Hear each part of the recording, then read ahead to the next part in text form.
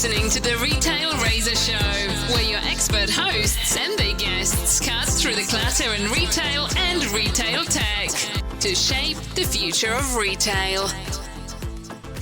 Hello and welcome to Season 4, Episode 5 of the Retail Razor Show. I'm your host, Ricardo Belmar. And I'm your co-host, Casey Golden. Welcome to Retail's favorite podcast, where we cut through the clutter to give you sharp insights on the retail industry and commerce technology. It's the show for e-commerce specialists, store operations leaders, customer experience officers, and everyone else in retail and retail tech alike. And with this episode, we'll be adding media managers and ad buyers to that list. Hint, hint. Well, that's one way to give it away. I couldn't help it. Because, of course, today we're hitting on one of my favorite retail topics, retail media. And I'm excited that we don't have just one, but two incredible guests today that will help us focus in on what's become the big mystery and biggest hope for retail media. Certainly by brands buying all those ads. And of course, I'm talking about one of my favorite topics, measurement. That is so true. It's the little things like closed loop attribution, tracking in-store consumer behavior, and mapping back to those creator-led campaigns that every retailer and brand want to activate. I'm also looking forward to talking about other metrics that advertisers need to make these RMN investments meaningful, especially in store, where you need new technology to help you track results. Yeah, we'll see how we've come a long way from those early basic digital signage days that were not too long ago. We're talking about technologies around spatial computing, AI, and so many other modern tech that we're going to hear about. Talk about cutting through the clutter today, right? 100%. So let's not keep everyone waiting in suspense. Today, we're talking to Andrew Lipsman, independent analyst and consultant, founder of consultancy Media Ads and Commerce, otherwise known as retail's foremost expert on all things retail media. Plus, James Bauer, CEO and founder of Venvee. Venvee is delivering cutting-edge spatial AI for audience enrichment and audience measurement. Yes, this time we not only have the benefit of the analysis viewpoint, but we've got a retail tech founder who's actually solving for the questions we're asking about. It's like we have a 2-for-1 special today. I love twofers. Let's just get to the conversation. Okay, let's do it.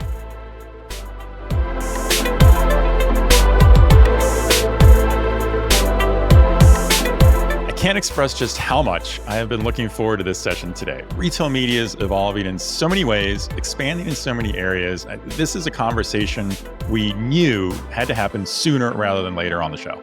Absolutely. So let's welcome our two guests today, Andrew Lipsman, our favorite expert on retail media, and James Bauer, CEO and founder of Venvee.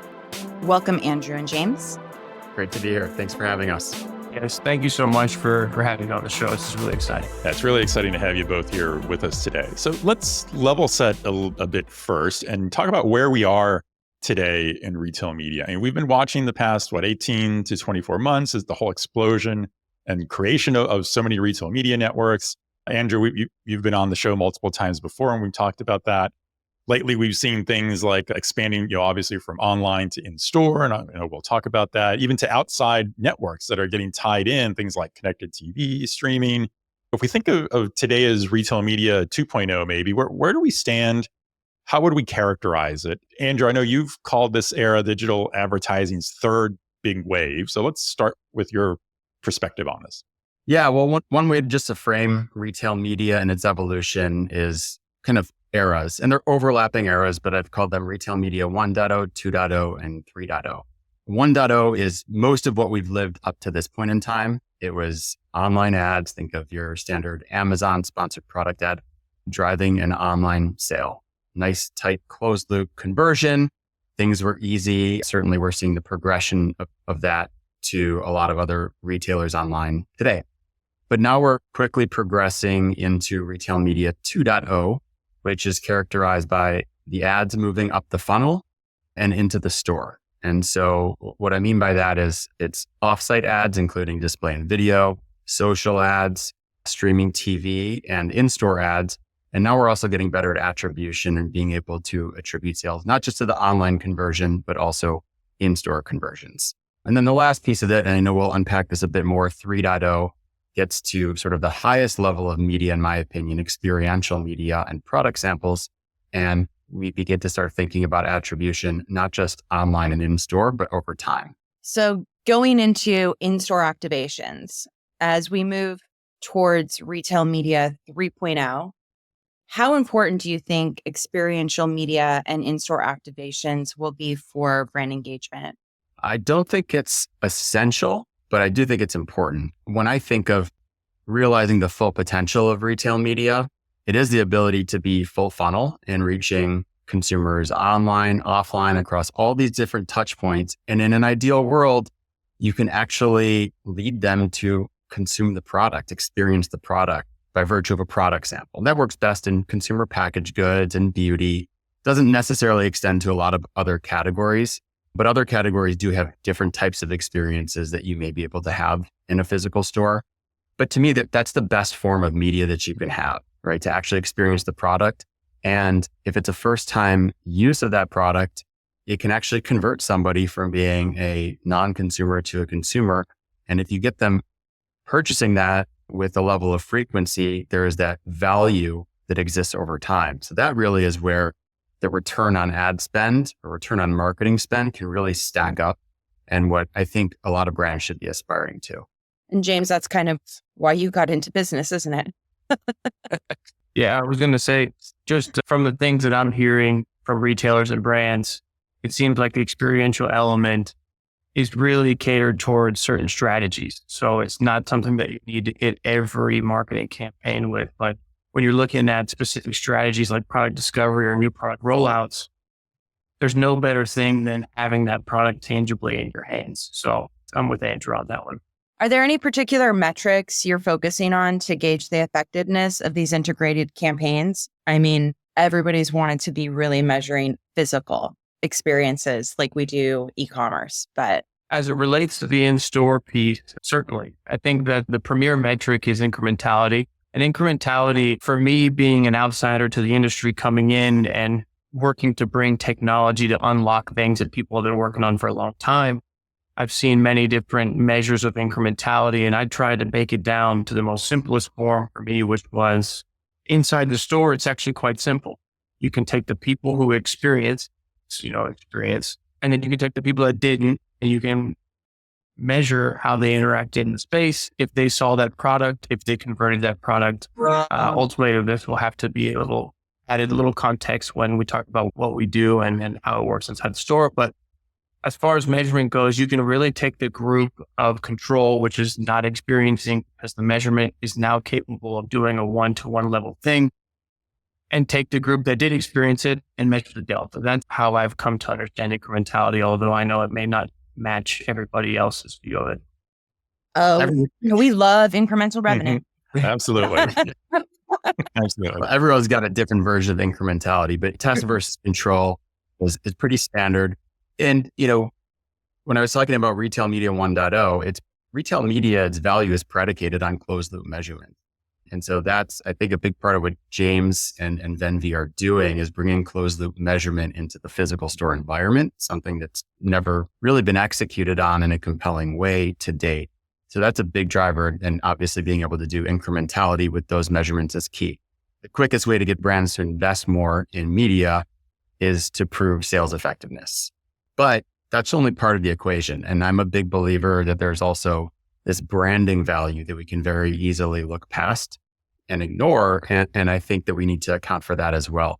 So I kind of go back to the future here, and I think about traditional media measurement, which is really about reach and frequency, GRPs, the things that we historically measured in TV, impressions.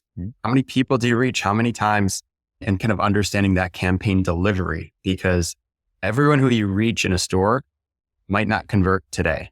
You will see that performance, but some of that value is going to manifest over time, over additional trips, and over trips in different stores. Yeah, I think that's one of the things that there's always been a desire to better track, measure, and therefore monetize that benefit, right? Because there's so much traffic, particularly for the larger retailers, but so much traffic as measured as foot traffic in and out of the store, even compared to eyes that you have coming to your e-commerce site, right? Where we know what the tools are there. I think there's everybody has an understanding of how you're going to use that in that medium, but how do you translate that? What would have been, I'd like to kind of explore a little bit, what have been the missing pieces technology-wise in the store to help with that? And I say that just because I remember in the early days of digital signage in stores, where the promise was always being given as, oh, well, you're going to be able to create an ad network and go to all of your suppliers and all your brands that are in the store and get ad space on those screens. But there were never any tools to measure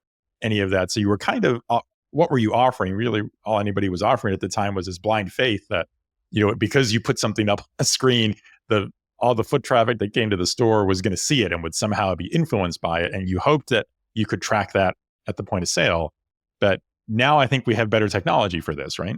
Yeah. And I can do a little shout out here to Mike Hyatt. He's on our advisory board. He was doing that work at Walmart and at Sam's back in the days when it was kind of, here's the screen wall, pay to get here. But his vision ultimately, and the reason why he came to work with us, was that he wanted it all to be connected. Screen with the shopping experience, with the outcomes, ultimately with the loyalty card, and then matching into the digital world. He had this view of an omnichannel flow that went back and forth. So when I spoke about what we were doing, he said, this is kind of the piece that was missing for me to accomplish this at Walmart and at Sam's. So as far as the technology goes, we really are at an exciting point in time where you're seeing AI, which was like a lot of hype and a lot of energy and a lot of potential, start to get pared down into what is like functional value propositions. You can do almost anything with AI, which is like the coolest thing, but also the worst thing about it.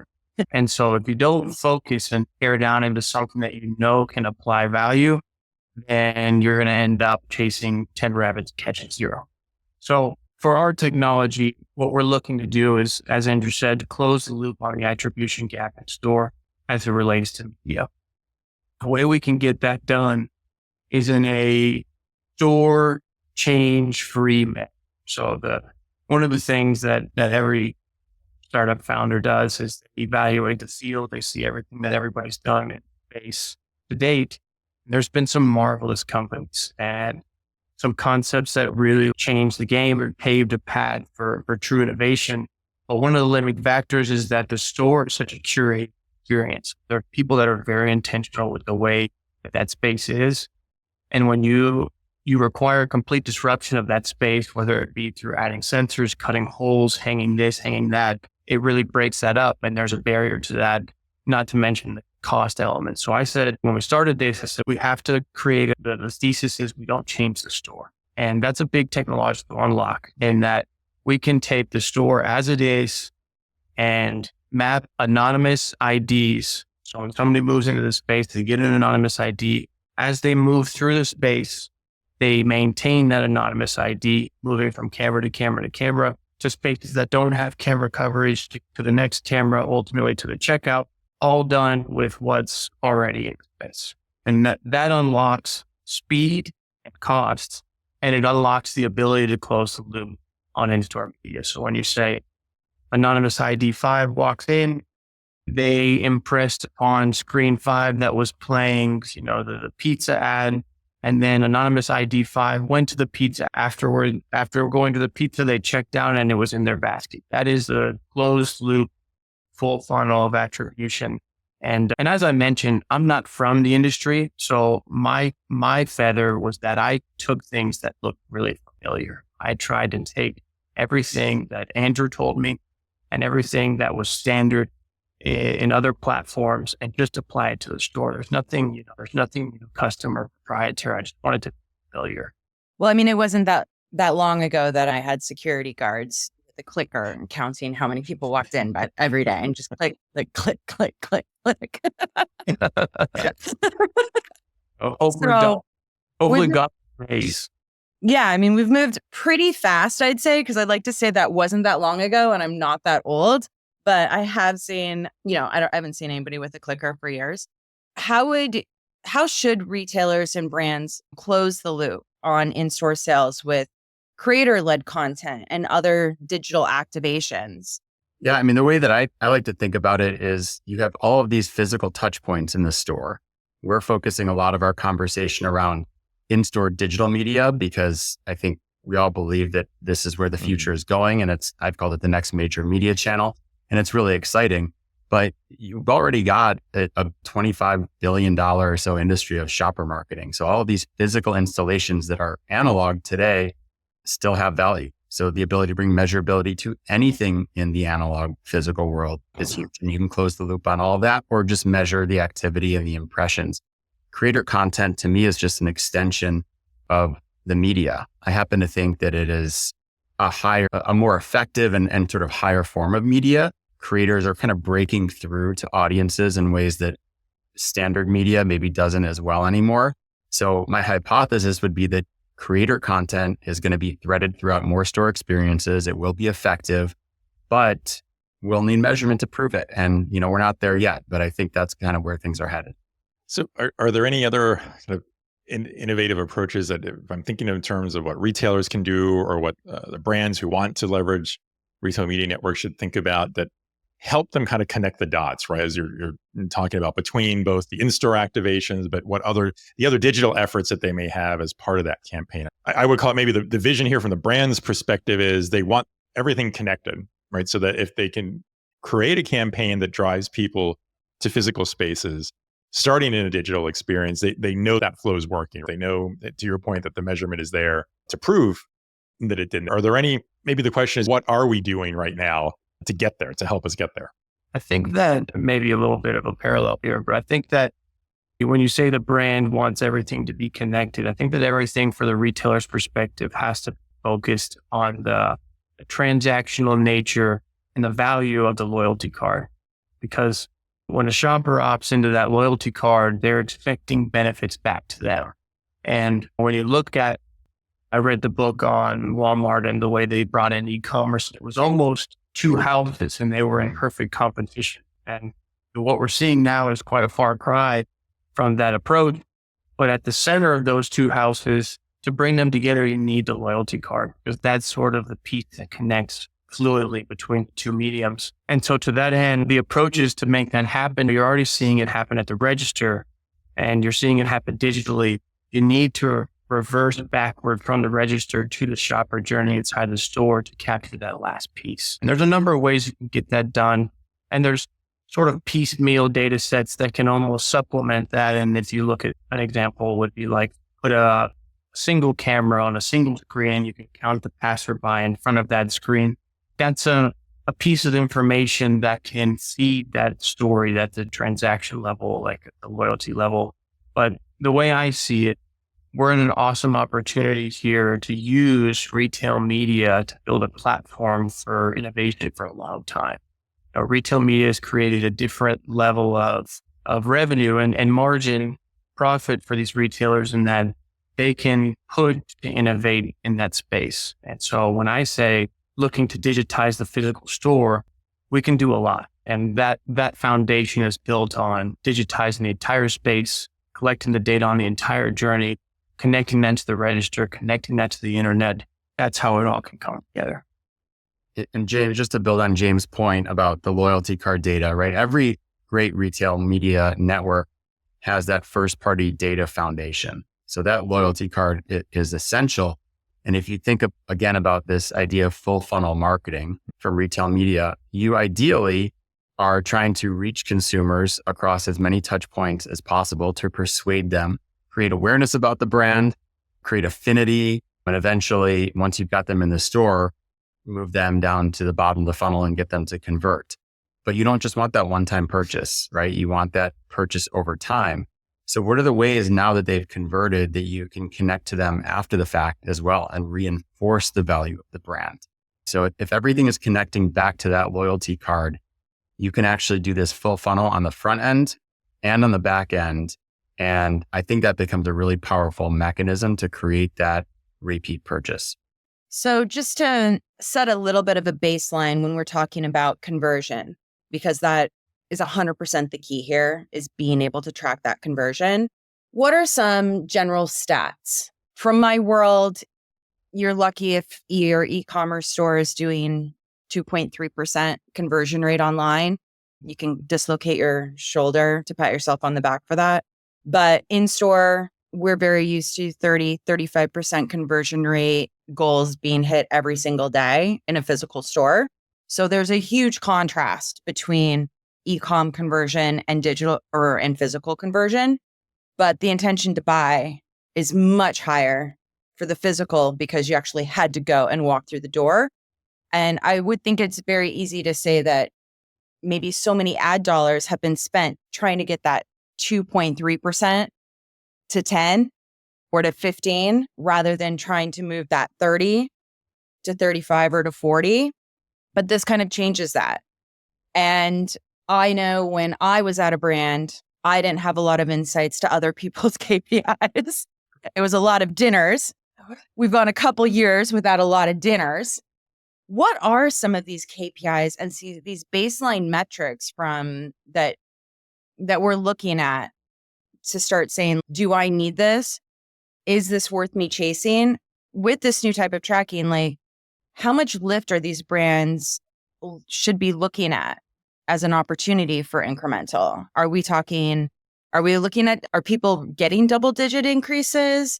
Is this where 2% is a ton of incremental revenue? Just kind of curious, where's the baseline in general? Because I come from a very specific silo. I would start by saying, if you're seeing 2.3 online and 35 in store and the investment still goes online, I think that's a signal of there's no trust there. People see that number and they say, well, I can't validate that. And I see that number and I say, I don't know what was the root cause of that. And therefore they don't invest there. And I think that that's a symptom of not having the proper fidelity measure, which is what we're trying to bring to this so that there is trust. This is something that I've talked with retailers, brands, and media platforms like the screen providers about, and that if you put $10 in to the internet, you're going to know exactly what you get out of it. You put $10 into the store, you're not going to know. And even if it can be painted as a pretty picture, if there's no trust there, then the investment's not going to be there. Yeah. E-commerce is so heavily optimized, right? Everything is about metrics and working the conversion funnel. That's 15% of retail today. Right. What about the other 85%? Yeah. There's a lot more leverage. We haven't had the analytics to support that. The moment that we do, and that's what James is helping do, is I think becomes transformative. One of the things I think about a lot in this space is 3 of the top 10 biggest companies in the world by market cap, Facebook, Google, and Amazon, at this point are primarily digital advertising or e-commerce companies. Their value is predicated on that 15%. How much value is there out there when you have companies that can provide that sort of assurance and certainty around measurement for the other 85%? It's enormous. And like you said, Casey, if I go from 2.3 to 3% in e-commerce, that's huge, right? That's like a 25% increase in conversion rate. That's going from 35.7 or 35 to 35.7 in store. And it's the same amount. But that seems pretty easy off of that baseline. Right. So I think there's a ton of potential. You also asked about what is the impact that we're seeing? So I've worked with some other folks in the industry, done some measurement sales lift studies on in-store media. One of them with grocery TV, where we looked at a meta-analysis of a bunch of campaigns that they've run. And these campaigns are primarily near checkout. So this isn't necessarily universal to every digital screen in the store, but the campaigns had an average of a 14% sales lift for the brands being advertised. And one of the things that was really interesting, they varied from about a 6% lift to a 33% lift, but more than half of them were like between 10 and 14%. I actually really like that consistency. Yeah, you're always going to have some outliers on the top and bottom. It's always going to depend on things like creative and other stuff. But if you see that consistency and reliability, if you are advertising in store, it will drive incremental sales. That's a great thing. Not just for the brand, by the way, it's also can be a great thing for the retailer because it's about potentially increasing basket size and driving that purchase in the store that wouldn't have happened otherwise. That's great. Thank you for sharing that. And it seems like a pretty, in my mind, easy case to make, right? To invest more in the in-store networks that way from a brand advertiser's perspective. And I see a lot of things written in media about where brands are investing their ad dollars. And we're seeing a shift. I think there's a good document, good stats out there that show how much is shifting to these retail media networks.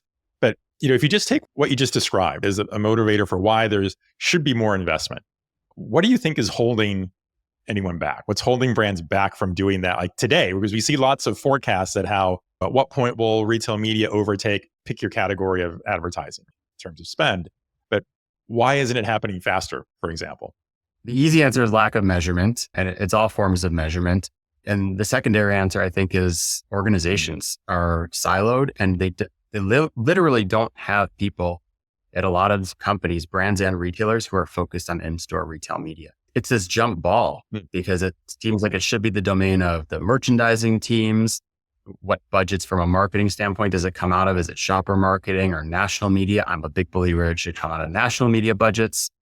So it's just that. It is that you have these long-standing companies, traditional organizations that are not built for it. So they do need to get more integrated in and have more organizational focus around the opportunity if they're going to get the most out of it. And they both have a lot to gain, by the way. Retailers, this is the path for a lot of retailers to be able to get incremental high margin revenue. And this is the chance for a lot of brands to market in what I believe is one of the best and most impactful ways that they can market. High quality creative experiences close to the point of purchase. Isn't that the holy grail? Isn't that what we should be trying to do? And one of the things that I've been talking with one of our customers about, and it was their idea, not mine, is that they want to unify the sale of real estate inside the store against measurement. So they have screens. They want to sell the screens against measurement, but also they have their end caps. They have traditional product placement on the shelf. When you think about it, the way those things operate with media being heavy on measurement and traditional merchandising and end caps heavy on the transactional nature between a retailer brand that's been there forever, they don't look quite alike. And to put them right next to each other makes the contrast stand out even more. And so when they're saying, hey, you're going to digitize the whole space, which is what we're aiming to do, and all of the customer journeys, and we sell our end caps against measurement, just like we intend to sell our screens, say yes. And that's kind of the goal, is when you digitize the space and you create transparency, fidelity, a lot of things can be unlocked. It's thought of as merchandising today, but it's also media, right? This is the intersection of media and merchandising. Right. That's why one of the things I say my guidance on how to think about in-store retail media is think about it in terms of reach, quality, and performance in that order. The instinct, which I totally get, is to go straight to performance. The performance is going to be there. You're going to measure that without a doubt. But the reach and the quality, those are the components of media that until we start adopting that lens, I don't think we're going to realize the full potential of everything it can do. Yeah. And when you think about the arrival of retail media, it came in first digitally. And so the second mover advantage was to follow the map that was already carved out, which was a digital map. And these retailers now make the shift into the physical store. And there's a bit of hurdles that need to be jumped between the merchant and the retail media team inside the store, because store is the ultimate operation. There's so many moving pieces. And we've been able to create an olive branch between these two groups by providing the measurement that shows value of the merchandising team and the things that they do, and pairs in measurement for the retail media. So it can almost be a unifying force when you have an asset that helps both. Speaking of a lot of moving parts, the actual consumers that are entering these stores, what role does anonymization play in your approach to tracking that in-store behavior and linking it to digital campaigns? I think the use of data and ethics is definitely in the conversation when it comes to any of our ad companies here. How do you ensure that you're respecting consumer privacy while still being able to deliver on the value to retailers? Yeah, I'm glad we get here, because this is always the first question. And I love answering this question, actually, because this company, when I started, privacy was at the very first step. I said, we will never leave the ground if that's not taken very seriously and very intentionally. And the way we got that done is by, first of all, no biometrics inside of anything that we do. So biometrics are essentially defined by immutable parts of a body that can persist. So can't change your face. You create a data set around somebody's face, and you can match it when you come in later. Same thing with the iris, fingerprints, handprints. Gait has been included in things like BIPA, but you can't have that in there because then you're identifying somebody on their appearance. So we have no biometrics anywhere in our data set. Additionally, when you look at the data that we collect, there's no PII. There's no information about an individual. In fact, I often, the way I describe it is you could spend a lifetime with our data set trying to find someone in the data. It's impossible. There is no way to take our data by itself and say, that was James Bauer in the store. There's no way. The connection point at the register. So when you take our shopper journey that is totally de-identified, totally anonymous, and connect it to the register, we do that connection without any identifying information with T-log to the register, and then we give it all back to the retailer. So if you look at our entire stack, our database, in our pipeline, there is no way to identify people to collect. Now, when the retailer has it with their loyalty card, they can match loyalty card, a transaction, a journey, but these are relationships that are really established. So we didn't want to get into that game very intentionally, and we have done a nice job of completely staying out of it. Awesome. And the privacy things, right? They usually, it's about trying to identify that person in order to target them, right? Think of this. I fought these battles coming from the measurement world for years. When you're trying to provide aggregate measurement, that's the business model. So it is really about taking, all of the people, anonymized individuals that just get reduced to an ID who are exposed, and then their aggregate transaction data as a result of exposure. So that is the information that's needed to understand if it's working. And it just doesn't require knowing who that person is. How do you see the future of in-store attribution evolving, especially with just the advancements in technology and data integration? What's kind of on your guys' radars right now on where this is going? And if there's any new methods that you're currently exploring that excite you? As far as the future here, I think that physical store belongs firmly at the center of many retail media strategies. When you look at the assets that a lot of these retail media networks have, you can take the digital traffic and you can compare it to the in-store traffic, and it's going to be quite different. It's quite staggered in favor of in-store.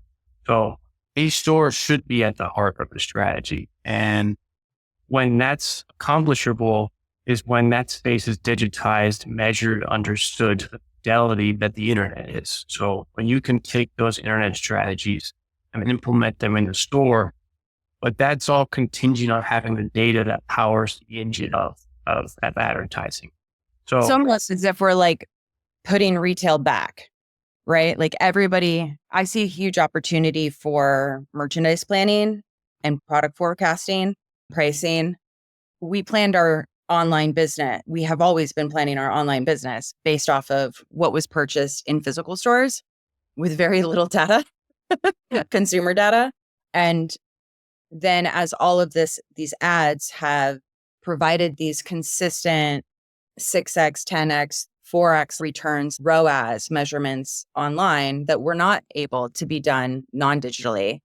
E-commerce and all of the things that were able to be measured there started dictating more of what was going to be made and what was being forecasted for stores. And with it physical stores still doing 85%, it's almost like we're revalidating, putting retail back where it was supposed to be.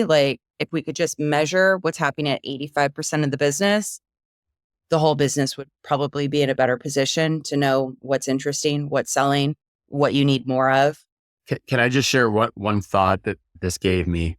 Today, a conversion rate in store for a specific brand might be the total amount of traffic, right? You have some traffic counting technology when you walk in the store, and some percent of people convert for a brand, right? Probably a pretty low number in the average brand. What does it look like if you have an end cap for that brand? And now you actually know how many people of the ones who came into the store. It's a subset. Maybe 20% of people were actually within proximity of that end cap. That now provides the denominator for your conversion metric. Yeah. How much more meaningful is that? Now you have all these different parts of the store theoretically, and you have conversion metrics, whether that media ultimately helped influence and merchandising helped influence the sale. That's right. Like this is to me where the e-commerceization, that's a terrible word, but it's yeah, if you forgot from the store, starts to come into play. We've never had those metrics. There's so much you can theoretically do with that.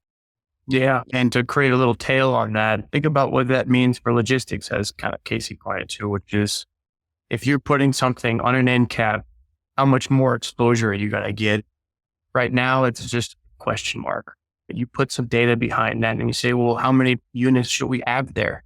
An end cap is not equally as valuable from store to store to store to store. So if you say, I'm going to give an extra 20 units to my end cap stores, you're going to end up with lopsided. There's going to be extra supply in one and undersupplied in another. This is the fidelity that we bring that I believe will create the foundation of a new intelligence layer for those physical stores that, I'm going to take a soundbite of what you said, Casey, because it was awesome.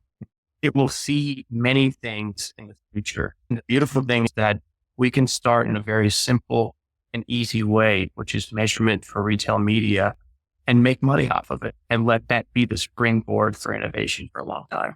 Yeah, I mean, there's so much potential from everything that we're talking about here. And it is really all just based on how and when and in what detail you can define the measurements and the attribution to really keep track of everything, because that's, like we said before, what everyone really wants to show the effectiveness of that. I mean, who do you think is ahead in this, or maybe soon will be ahead? Any thoughts as to any particular, if you want to name names or don't want to name names, either way, that you're more excited about where they're headed in terms of enabling all of this in their store activation? Like who's going to be the first to win this battle and win brands over? I'll still on behalf of James for a moment. I'm not sure who he can talk about, but I will. What I will say is first up, I think the US needs to look to Europe. There's a lot more innovation in Europe. First up, more attempts to try and measure some of these things, although a lot of the technologies have some of the pitfalls that we've mentioned. But in terms of the actual retailers themselves, Tesco is, as far as a big retailer, starting to introduce digital signage at the end caps at different parts of the store, doing it in a high quality way. So I think I point to them regularly as a retailer that other large retailers over here should start to emulate, because I think they're a few steps ahead in this process. And as far as retailers, I can't point to any of our customers, which really kills me, because I just want to sing their song for believing in what we're doing and believing in the vision of adding fidelity into the stores. So I promise that is an inevitability. We're going to get into that. We're going to have some really cool case studies coming out relatively soon. It's really I guess there's a few different ways you could look at it for retailers. You've got first movers, which everybody's kind of already identified as people who are carving the path. A lot of that being digital. You got the second movers that see that and repeat it. But then you've got this whole group that are saying, okay, we may not have the size of the first movers, Walmart's. How do we stand out? Well, if Walmart is focused on their digital and their 3P platform and their logistics now, and we can stand out by focusing on our physical spaces, the shoppers that we create a really deep relationship with. I'm from Houston and I love HEB. And so going there in those stores weekly, that's the deep relationships that some retailers are looking to innovate on. So I think that there's a group of retailers that have a mentality that's saying we can leapfrog the status quo and differentiate by using our in-store footprint of shoppers that we've created deep relationships with. I think that those are all great points. And I love talking about all of these and where we're headed. I mean, any last thoughts either you guys have on excites you the most about where retail media is going? I'll add just sort of my future vision for where all this goes and what is exciting as we get closer and closer to realizing this potential. In the initial framing of the conversation, retail media 1.0, 2.0, and 3.0, the rendering that I have of that is really looking at the evolution of retail media across two axes. The first one is the media or advertising format, and that's going from bottom funnel up the funnel. And then we have the other dimension is the method of attribution. And that starts with online, then online to offline, and then online, offline, and lifetime value. So over time, I see the potential through clean room technology to start to bring all of these pieces together. So there will be a clean room at the center. You have these disparate media touch points. You have these disparate forms of attribution, and you'll be able to ingest all of it and make sense of a truly full funnel campaign across time and be able to understand the outcome metrics of sales and be able to optimize against those things. And I think that's going to be really exciting. And this is, what we're talking about today, maybe the biggest individual piece of that holistic equation, which is that 85% of in-store sales and all the marketing touch points that are happening within that context. And then obviously to be able to understand that over time as well. That's the big missing piece today is what we're finally on the precipice of solving. Yeah, and I couldn't try to follow that. I think Andrew understands the landscape so clearly. But one thing that I am excited about is the collaboration. I think that when you look at me, I'm not from the industry. I'm here bringing hopefully tools to people who have been in the space for a long time that are trying to unlock capabilities. I met Andrew after he spoke at NRF, I think in 2022, by cold DMing him in LinkedIn. And not often do you find people who respond to that and did. Here with you all today. And a lot of the learnings that have gone into the product came from Andrew, but you have to have an industry and a group of people that are sort of fostering progress. And when I talk to people, it could be very easy to disregard what we're bringing because we're not from this, we haven't been doing this. But people are so hungry to move this forward because they see what Andrew just described. Yeah. They're looking to collaborate, to innovate, to share, to swap notes. And so I'm super grateful for people like Andrew, people like the two of you to have me on this and all the people that have helped me along the way, because it's a symptom of a healthy industry that wants to move forward. So it's a really exciting time because the technology is getting there. The space is ready to move forward. And what we're moving towards is incredibly exciting. Mm-hmm. So just it's a fun time to be in it. Well, I'm so glad that you've been welcomed with open arms. All the rumors are lies. We're all the nicest people in the world. Exactly. But I think it does come down to the fact that these Frankenstacks are so big that we all know that no one person will ever solve the evolution of commerce and retail. And it takes everybody to kind of come in and start plugging in new software, having these conversations to really find where we can make those changes that make the biggest impact and with the swiftest return for these insane supply chains and customer journeys. So thank you so much, both of you, for joining us today. Thank you for having us. Thank you for having us. This has been a fantastic discussion. And thank you for also reminding everyone and bringing it back to how, whatever aspect of commerce we're talking about, it still comes down to people at the end. And I think that's a great note to end on the collaboration, James, that you brought up, because that's so true.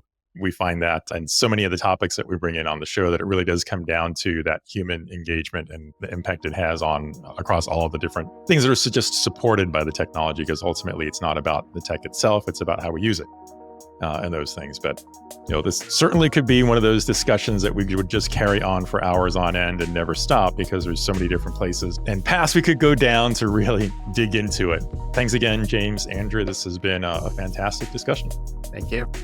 Yeah, I hope that our listeners found a few gems that they can use to, polish up some of their strategies and really be the cheerleaders inside to bring more of these types of strategies and convert digital campaigns into their own businesses. Awesome. Look forward to staying in touch. Absolutely. Well, Ricardo, I'd say that this show is a wrap. Yes, it is.